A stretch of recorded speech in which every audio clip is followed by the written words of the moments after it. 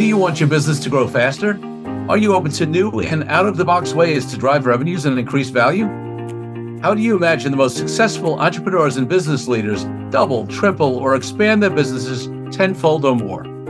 This is a weekly podcast featuring conversations with business owners, executives, and leaders as we reveal behind-the-scenes details that give you, our listeners, the confidence to pursue your own deal-driven growth.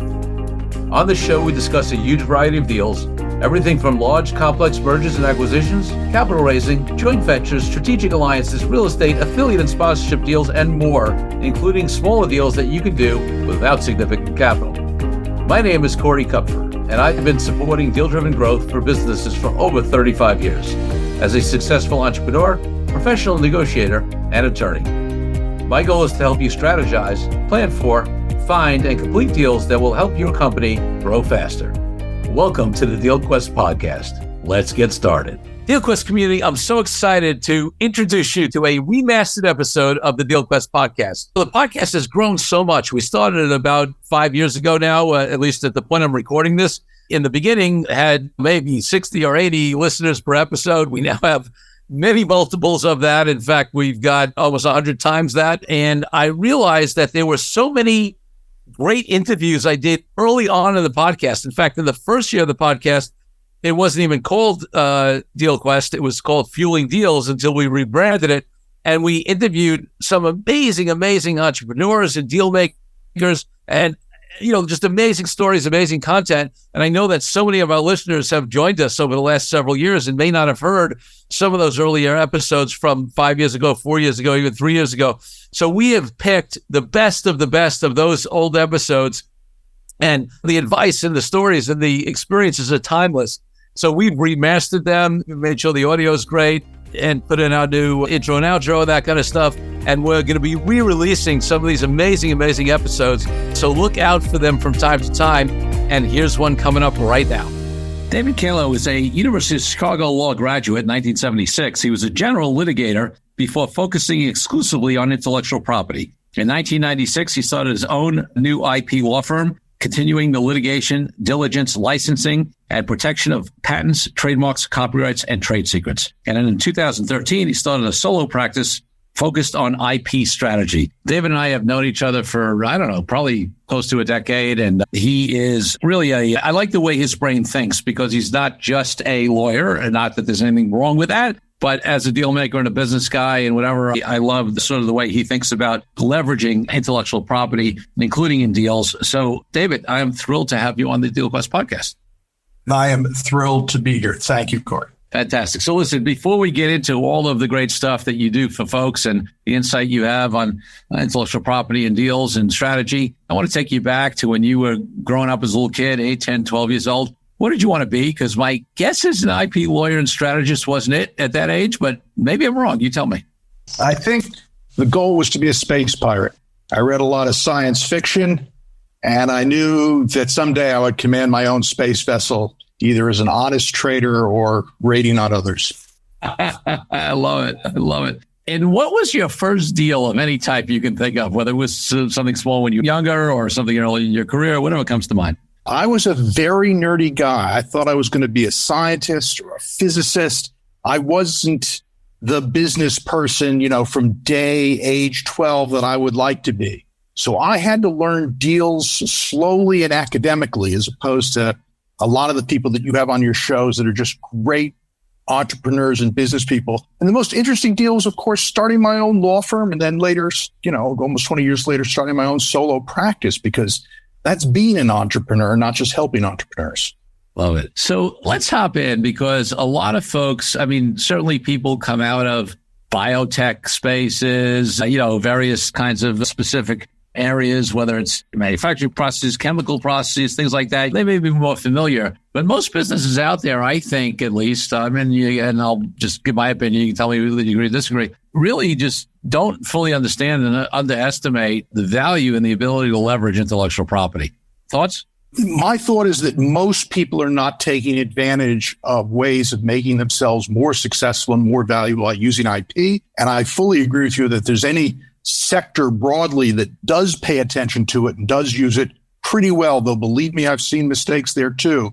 It's the pharma, medical device, biotechs that hope to go into that. That's an area where they at least appreciate that it's important, even though sadly mistakes that are avoidable we're all going to make mistakes. I make mistakes every day. I just want clients to make new and better mistakes, not the same old avoidable mistakes. Right. But you're right. Pharma's the place where you often see best practices. So let's talk about who could leverage IP, because on this show, on this podcast, I often have a general premise, not related to IP, but related to deals, that, there's a misperception that it's only the big companies that can do deals. It's that deals aren't just big M&A and financing deals, but there are all kinds of deals that can be done, affiliate and licensing and joint venture, strategic alliance, and that, a company of any size can do some sort of deal. What's your view as to that conversation, specifically as it relates to IP? Or are there only certain size or types of companies that really can leverage intellectual property? In some ways, the most important for the startup, the entrepreneur, the small company, because in many ways, and for most of these companies, that's all you have.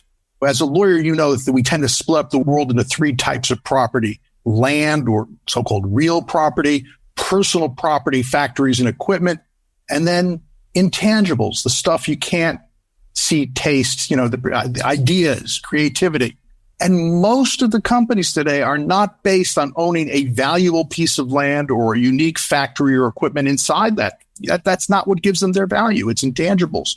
And without the protection, they don't have size to protect them. They're not some sort of giant brontosaurus that can just stomp on the predators, right? They're little defenseless, hairy new mammals that are 3 inches high. And if they don't use, understand, and appreciate IP, evolution will take care of them. And it's so sad because these people are smart. They're solving problems. They deserve to be rewarded. Their investors deserve to be rewarded. And by missing opportunities in IP, at least in the way I think about the world, value is wasted, left on the table, not exploited. That's a shame. So let's talk about some of the ways that people can exploit that, in a good way, that IP. I mean, obviously, there's trademarks, copyrights, patents. Those are all different things and applicable to different types of businesses. What are some of the ways that you think companies can exploit or use or license it, whatever the kind of deal is with IP that they're not doing as much as they should be? The way I encourage people to think about this is by recognizing that they ought to use an appropriate for them blend of patent, trademark, copyright, trade secret, along with the big four, whatever lesser rights such as privacy, publicity, trade dress, plant protection, semiconductor chips, design patents, database rights, cybersecurity as part of their trade secret precautions, antitrust standards. There's more than the big four, but yes, using the big four as representative, you need to think about how is that going to work if you have to fight, if you have to litigate, not in the hope of never doing it, but of gaming out how that would work, then looking for licensing type relationships. Maybe it's standard setting, maybe it's a big company making a strategic investment in you because they're interested in technology. Maybe it's working with someone who'd otherwise own a key patent that you need and would otherwise sue you. Lots of possibilities exist. And then getting protection, which is the first in time thing, having thought out these later stages, as opposed to saying to the average, fine, honest lawyer, what can you do to protect me? And the answer to that is I can spend an awful lot of money and do all sorts of things that may never pay off for you. And if you aren't thinking the downstream usage of the IP, and the least, most boring, most stupid use of your IP is to be in a litigation. But nevertheless, it's the base case, because if the person on the other side of the table isn't thinking, I would lose a lawsuit, so I better take the deal, whether it's a license or something more interesting and complicated, then you don't have anything to offer. So you have to think through the fight to avoid the fight. So give us a couple of examples where companies have used various types of IP, trade secrets, whatever it is, that people might be that are not the normal, or that'll get people's, brains starting to think more creatively. You have many a rock band that's broken up. You have many a rock band that signed away their publishing. I had the privilege of representing some of the members of the Young Rascals as against the others, looking at this somewhat closely at one point in time. And again, missed opportunities to have these great songs more fully exploited and more money for everybody because of improper planning, improper usage of the rights. You have one of my favorite examples, though, again, it perhaps can be characterized as a core area, DNA synthesizers, which was a revolutionary technology to be able to build a 20 or 30 or 40 piece long of AGCT, whatever you wanted, and you just punch it into the machine, and a couple of hours later, it would come out. It used to take several PhDs, several years sitting around like stirring the pot like Shakespearean witches in order to build these things. And you could imagine when you're trying to cure a virus in real time or deal with other serious conditions, whether you're born with them genetically or it's a bacteria, it's a virus, being able to build the pieces, it's huge technology. And the company had used a combination of patents over the chemistry, the equipment and the valves and the way that was put together, the software, trademarking it, having strategic alliances with leading universities so that improvements would constantly flow in. And they originally sued to stop other people from using this groundbreaking, absolutely terrific technology.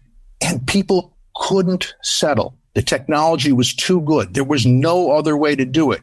And one of the things that I'm very proud of is I convinced the client to start licensing that at a hefty royalty fee. Yes. And for 20 years, they collected royalties on this technology. I think it may still be used today. I mean, it's a really incredible breakthrough. I'm sorry they didn't win the Nobel Prize because the people were just spectacular who did it and made it sort of a standard. And again, things got improved, things moved on, people have invented other technologies, but this one was just terrific. And by using patents and trademarks and using them across the physics and biology and software and chemistry of the invention, not just looking at it one-dimensional, but a really three-dimensional, four-dimensional look at the IP, they were able to do very well for a very long period of time. Philips Electronics, that I had the honor of representing in a couple of small matters, calls their IP department IPN Standards, and they have done a wonderful job quite brilliantly. CD-ROMs are an easy, famous example where they set a standard with Sony, and for years, all the computers had those things that you could joke about. They were cup holders. And this, everybody's CD could run everyone else's machine, and money flowed in a very good way. And everybody had a technology. We had to buy 6 different readers. I don't know if you remember all the different backup technologies that used to be out there 20 years. Nothing worked with anything else. It was terrible. And they've done that in multiple areas. Cartier, Van Cleef & Arpels, the Richemont Luxury Group managed in their Cartier watches to have such a strong design element for the look of their watches that we were able to litigate with my former partner back when I had the law firm, a trade dress case that even though the counterfeit watches had a different name on them, they were still infringing just by the look of the watch. And so they were using trade dress, the appearance of the goods, as the trademark in a very creative and powerful way. Great examples. I mean, it's interesting because I had somebody on a prior episode, Bill Cates, I don't remember what the episode number, and he does a lot of licensing as a speaker, much more simple, right? IP kind of deal, right? As opposed to most speakers who will do a program for somebody. In fact, I actually just saw a post on one of the speaker sites, on LinkedIn or Facebook, one of those today, where the person was saying, hey, the client in this virtual world, the client wants to record my talk and wants to be able to use it going forward. What should I do? And I'm thinking, license it.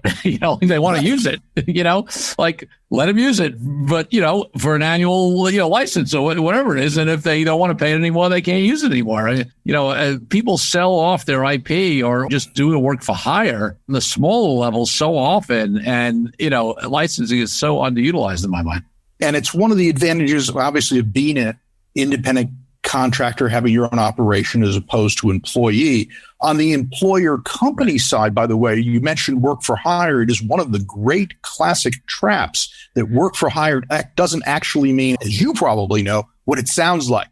If you've hired some guy in India to write software for you, and you've hired them, you paid them money, you don't own it. They do, unless you get proper assignment agreements from them. So one of the great, simple checklist things is to make sure you have the right agreements with employees and with contractors to get the IP to flow into the company. Right. Because even bad due diligence, the stuff that I fight against, is going to detect that flaw and kill off any chance of your company succeeding because you don't own your own rights because you thought it was a work for hire. But you're exactly right. As people create stuff, now that doesn't mean you can't, like I think Sabin and the polio vaccine, he chose to make it public domain and give it away. The IP does not require that you be maximally Scrooge and greedy and evil and raise the price of EpiPens to $1,000 and just reading the antitrust suit against that. So hopefully there'll be a remedy, but you can choose to use it in a good way. And what, Congress realized 20, 30 years ago is that the federal inventions, which were open to all, no one picked them up because no one had exclusivity. And that by indeed engaging in licensing to, one company or a few companies, those people then had an incentive to invest in it, take good basic technology, build it out to practical commercial products, and everybody won. That's why there's university licensing departments all over the place. That's why a lot of these advances exist. Without a property right, you have the sort of why communism doesn't work, why when the Pilgrims landed, everyone would farm, they'd all share the food, and they'd share it equally. And everyone went, oh, I have a headache. Oh, I don't feel like, I know this is true, but it's a wonderful story. I don't feel like working. And the colony was starving. So they said, okay, each of you get a plot of land. You get to eat whatever you make. Suddenly everybody wanted to work, And I'm not saying that IP requires that you not have charity or not be generous, but there is power in capitalism and private property and ownership.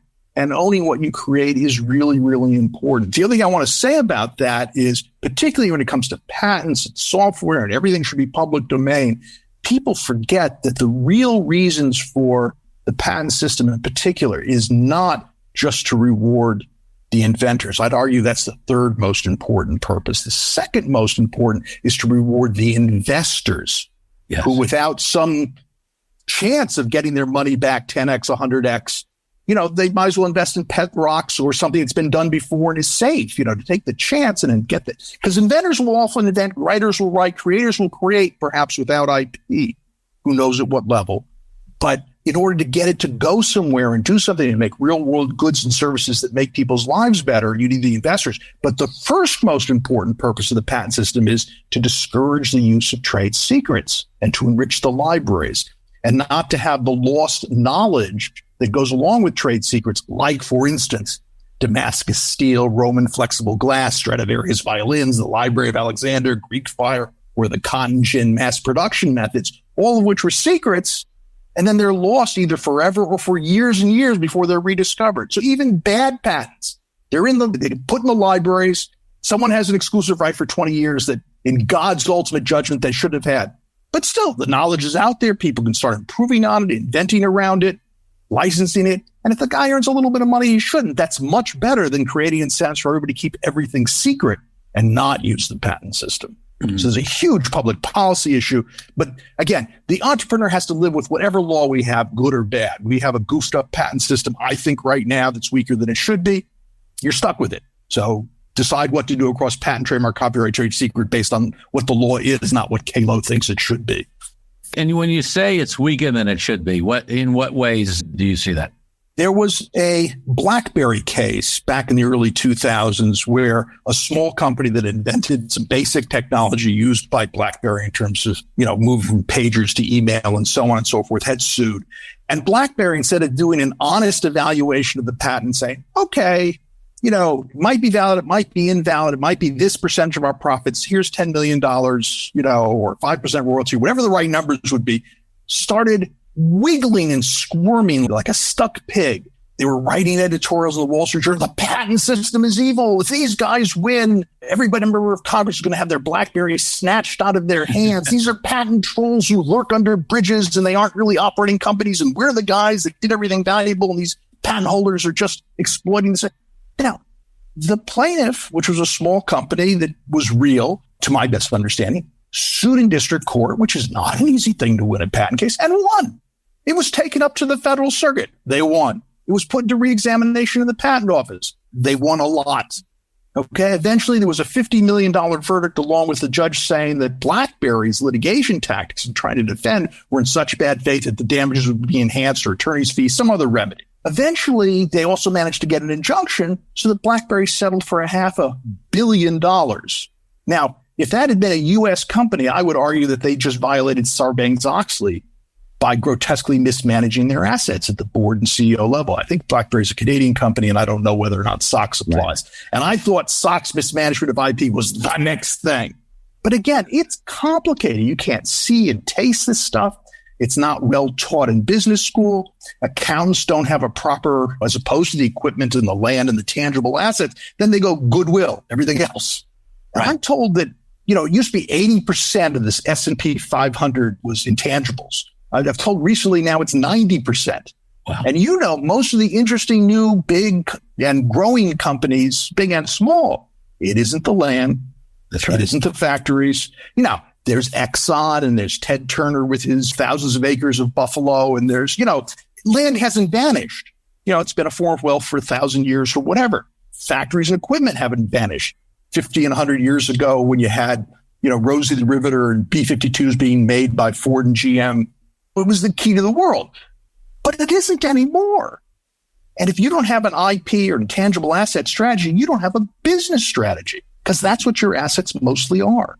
And it pisses me off, that it's not being thought about better.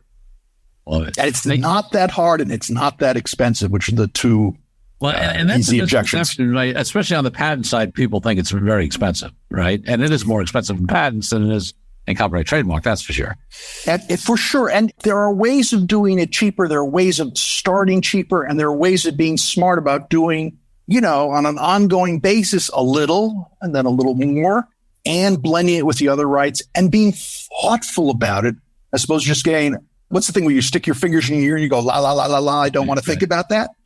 I'll think about that tomorrow. I'll never be hungry again, holding the carrot and the dressing out of the curtain, going with the wind.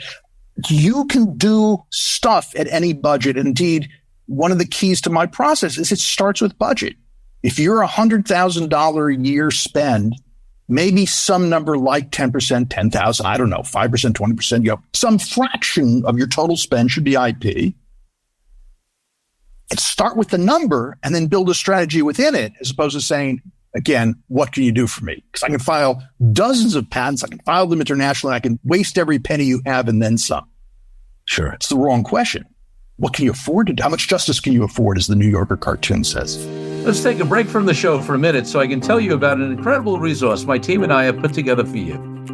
Secrets of Deal-Driven Growth, Creative Ways to Grow Your Business, Even in Challenging Times, is a powerful ebook that helps you take DealQuest podcast episodes and apply them to your own life and business.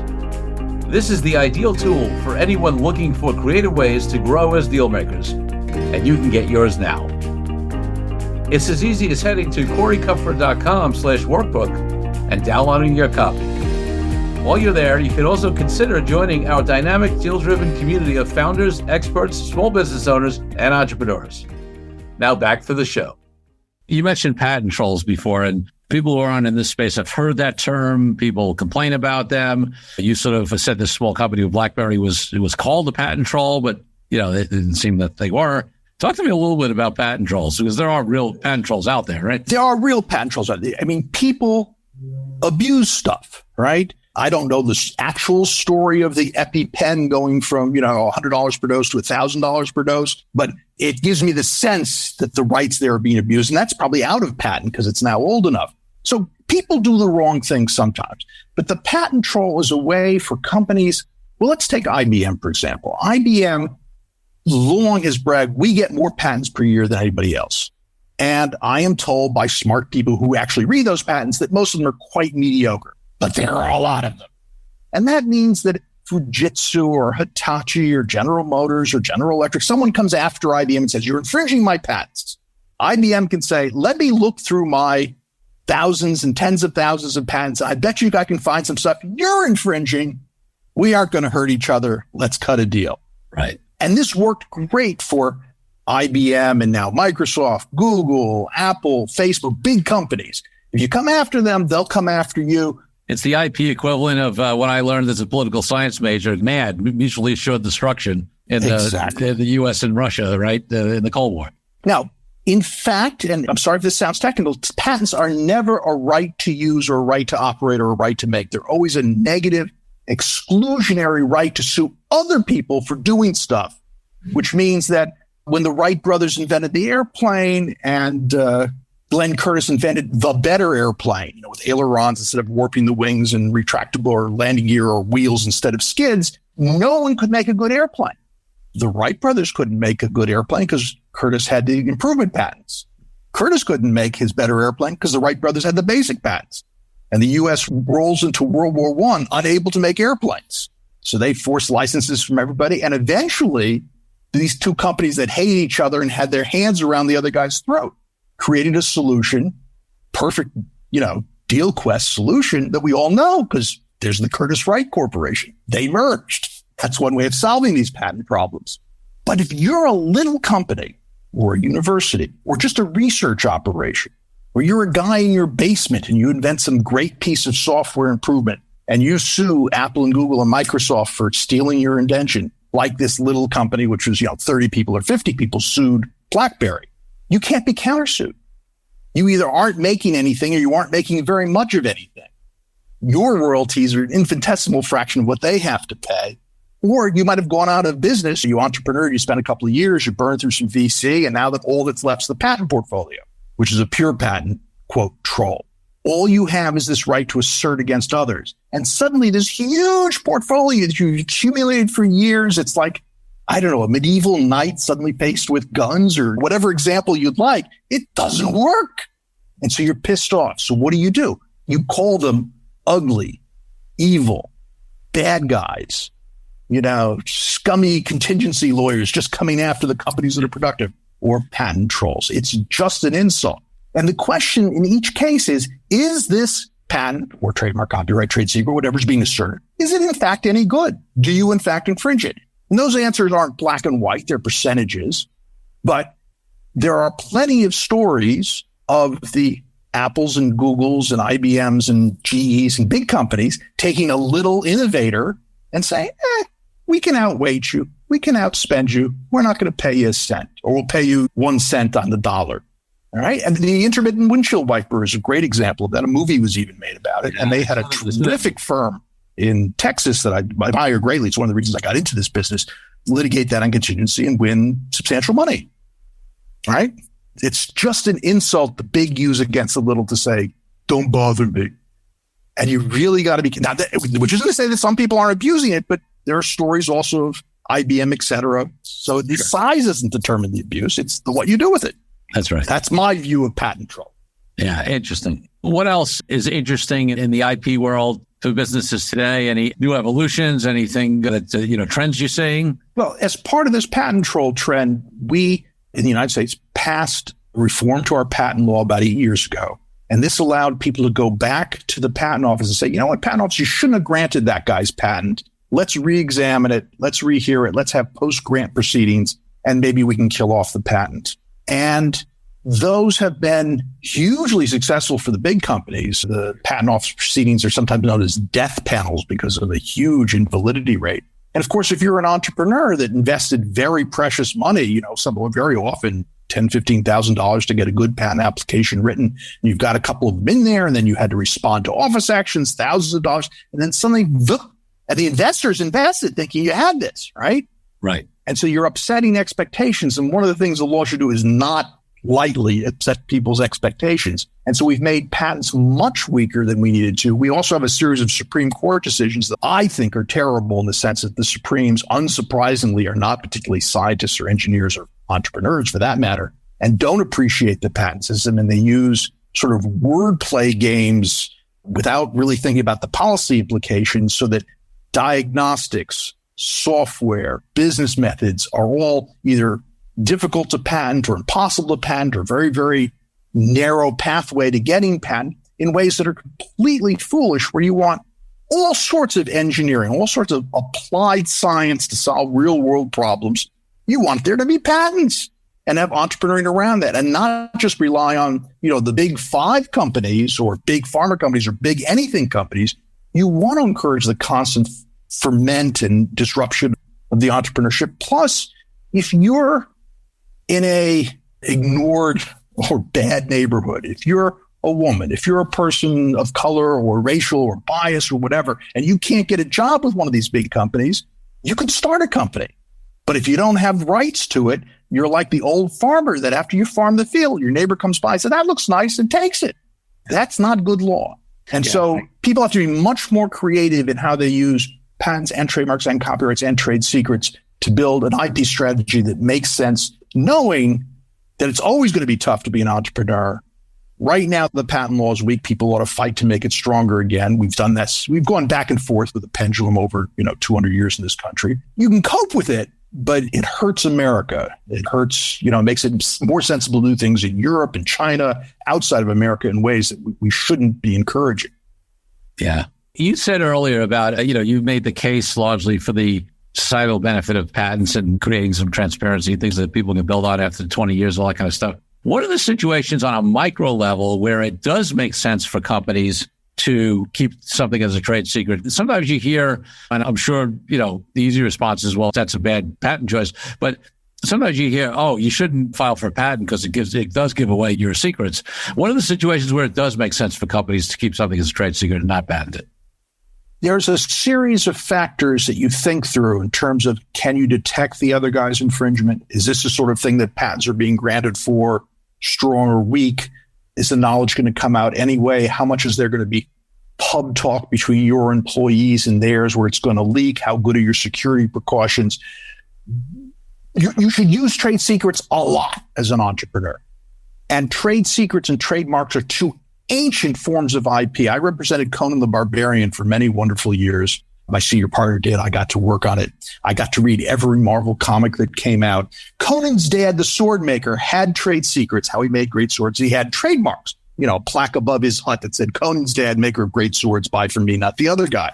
He didn't have patents and copyrights. Those are much more recent creations of statutes.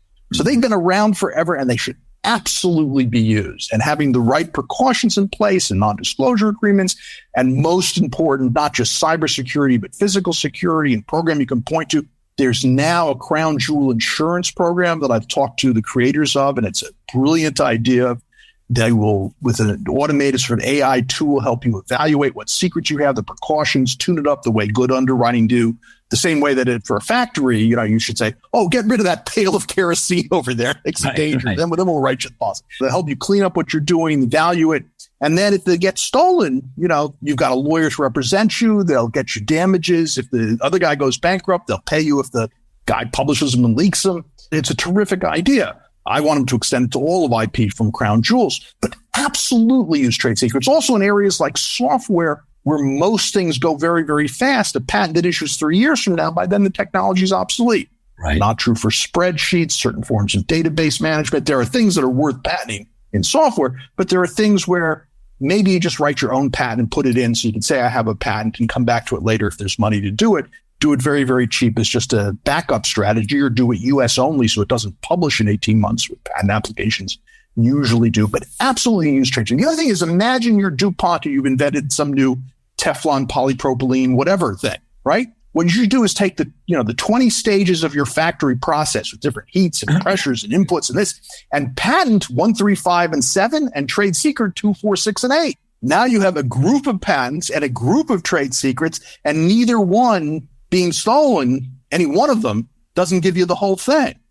And getting through the whole thicket of multiple secrets and multiple patents, really very difficult. One of the last questions I want to ask you here is, we heard in your bio that you went from, being a partner in a law firm and focusing on the legal work, and now there's a focus on IP strategy. And, that last thing you just said is an IP strategy, right? We're going to keep something. As is applying US only, so it doesn't publish. So you can keep the option of trade secret or patent. Right. So, talk about that distinction. Like, when people come in and they want to work with you as a strategist, what is it that you bring that might be different than an IP lawyer who says, oh, you need to file a patent or a trademark? I can put in that application for you. So there are companies, HP comes to mind, a guy named Joe Byers, a longtime engineer, was asked by the CEO president, be our chief intellectual property officer, our CIPO, SIPO. And what I am is a SIPO for hire. Going from company to company, the way you or others might be general counsel for multiple companies. And what I used to do was build castles and battle enemies. I would erect moats, I'd dig ditches, I'd shoot flaming arrows into the heart of invaders. What I do now is I architect castles. And I take all of that battle experience knowledge, not just I've read a bunch of books, and I say, here's what we need to do today so that if we get faced by the barbarian hordes or invader, we haven't put all the money into the north wall and nothing into the south. We haven't put all the money into the wall, but none into the moat. We haven't dealt the situation where, look, there's a lot of excellent, good, honest lawyers out there that are going to build the moats, dig the ditches, do all that stuff. But when the lawyer says a 3-foot wall thick wall would be good, but 4 foot thick is better. And a 10-foot high wall is good, but 12 foot is higher. Keep in mind, he's charging by the brick, and he's just thinking about the wall. And if you exhaust your entire treasure, the thing you're trying to protect, in spending it on too much wall, you actually haven't done a smart strategy. You've got to triage too much, too little, and then Goldilocks the right amount. And regular lawyers typically exist in, a few of the 64 boxes of IP space. Think of a 4x4x4 patent, trademark, copyright, trade secret, by litigation, licensing, protection, and deals, by physics, chemistry, biology, software, and design, technologies, activities, and rights. They're biotech litigators. They're music copyright lawyers that do, they aren't looking at the whole thing on a 360 basis. I've had this strange, wacky, odd career where I've jumped around from thing to thing to thing, which puts me in a, if not unique, rare position of understanding well enough almost all of it and appreciating all of it, how to use all of it. And then, by all means, hire regular lawyers to do the right amount of work and the right work. With me as your virtual inside IP counsel, coming around to your side of the table saying what's going to serve you best, then let's get it done. Love it. So if people want that kind of strategy, help, advice, service that you've so wonderfully demonstrated here, what's the best way for them to get in touch with you? Easiest is david@kalow.com. I'm also up on LinkedIn, and people have messaged me there, which is delightful as well. And if that doesn't work, they should contact you. I'll let you know where to find the guy. No problem. Exactly. Fantastic. So, David, my final question on the podcast is always about my highest value in life, which is freedom. And I probably heard me say this in other contexts where we've had conversations. For me, that applies to freedom from all people, from oppression to the reason I'm an entrepreneur and I, don't have a boss. What does freedom mean to you, and how does it apply to your business and life? Let me answer that first by saying, having gone now solo, my boss is still an idiot and my employees are incompetent, but now it's 100% my fault. I really am excited about using the IP tools, and, I've put some of them up online. They're there to use even without me. Please you go as far as you can with this to enrich people's lives, both in terms of the solutions that entrepreneurs create, which helps all of their customers, and the jobs and businesses and sources of incomes that it creates for the entrepreneurs and their company.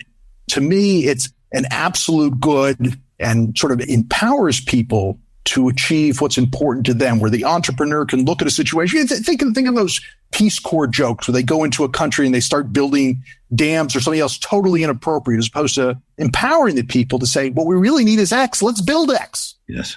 That type of thing. And without a job and the self-respect and the production to help others that come with that, and you and I have that through our jobs, and we're very lucky, what are you doing with your freedom? And how much freedom are you really enjoying? And the more people that can be entrepreneurs and build new and great things, terrific. And these tools help them do it. Love it. David Kalow, thank you so much for being a wonderful guest on the podcast. Not as good as a recent guest. I think her name was Goddess. Anyway, thank you so much, Corey. Little last minute plug there for my wife. I love it. Thank you so much, David. Thank you for joining me on this episode of DealQuest, where we help you understand how deal-driven growth can be your ticket to freedom. I want to invite you to a unique way to tap into the wisdom and experience of the DealQuest community. The Deal Den is a place where entrepreneurs, high-level executives, and business leaders come together, support each other's growth and success, and share what's working best, as well as what challenges we are facing right now. You will get input not only from me, but from all of our members. We collaborate and serve each other. To join us, go to corykupfer.com/dealden. I'll see you there. I'm Corey Kupfer.